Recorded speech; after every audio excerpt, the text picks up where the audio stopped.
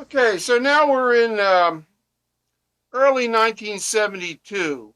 So, in other words, starting the second half, the final stretch of my senior year in college, my fourth year in Philadelphia Musical Academy. And I did my recital in February of 72. Now, there's something I forgot from before. I switched instruments, and I'm not sure. This is trombones now. I'm not sure exactly when this took place because I had mentioned previously that when I first started at PMA, I was playing a Selmer Bolero, which had I think about a 509 bore. This is a King 3B that I play now. They were would almost be the exact same size, I guess, back then. But I went to a Con 78H. I don't know, sometime maybe in my second year of college. I'm not sure exactly when that took place. 78H had a little bigger bore than the Selmer Bolero or the King 3B. I think it was about a 522 bore, roughly the same size as the Bach 36. In fact, at that point, I was trying to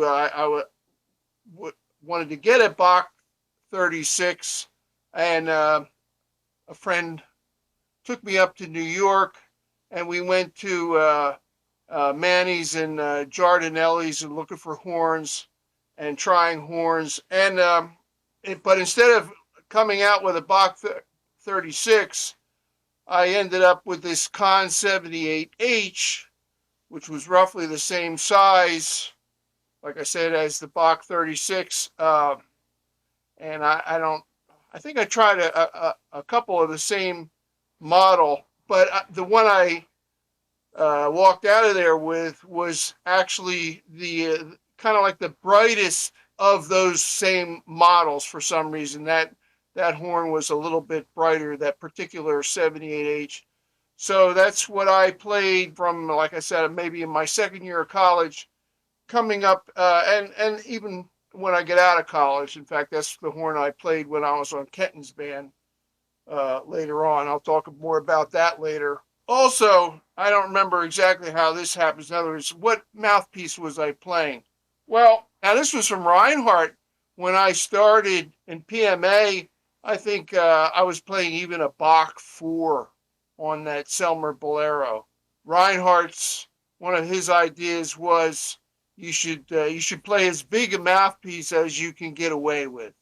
So I ended up with that mouthpiece for a while. I don't know, but things changed. Like I said, then I got that 78H, and then I started experimenting with other mouthpieces and begun to accumulate my collection of mouthpieces that all of us brass players end up with. I mean, I have my box of mouthpieces just like every other brass player, pretty much. And basically going smaller from the Bach 4. In other words, that to this day is the largest trombone mouthpiece I have. I never played bass bone.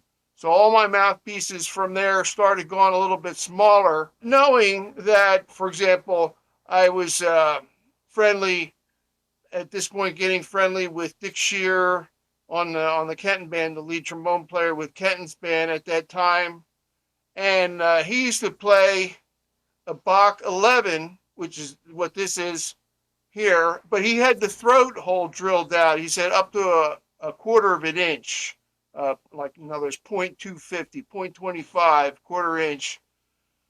I think the stock hole on that mouthpiece was something just a little smaller, like 0.228, something like that. So he had his throat hole opened up, and I don't remember quite how all this went down either, but my father was he was a tool guy, and I grew up as a tool guy and everything like that. So we didn't have a machine shop in the house per se, but we certainly had drills, drill bits, and even there was even a taper tool that my dad had, amongst his machinist tools that he had, and plus there was also a very excellent instrument repairman in South Philadelphia named Vince DeLosa, who was he's passed now, but he was definitely a local icon in that regard. All the great players, brass players in classical or jazz or whatever, went through Vince, and he had a history also of well, he fixed this horn. This horn got banged up. He did a repair job on that, and also he fixed that 78H too at some point. So I got pretty friendly with him, and he liked to help a young student out and all that. So I started getting mouthpieces, experimenting with them, getting them drilled out and all that. And like I said, I don't quite know exactly when all this took place, but I ended up with this. This is also a Bach 11C, just like Dickus, but I, you might be able to see it where the throat hole in this one is open beyond a quarter of an inch, and Vince DeLosa with a lathe, he cut some of the bottom of the cup, just beyond the throat hole. The idea was to make this a little more V-shaped. Of course, the Bach mouthpieces, I don't know of any V-shaped Bach mouthpieces. They're more like jet tones. This is a Buddy Morrow jet tone here. That's even a convex cup. Oh, and over here, this is an Irby Green jet tone. This is pretty much V. It's got a little bit of a cup, little bowl action to it. Anyway, so that's the kind of equipment that I was playing by the time I was in my senior year of college and doing my recital, like I said, which was in February of 72.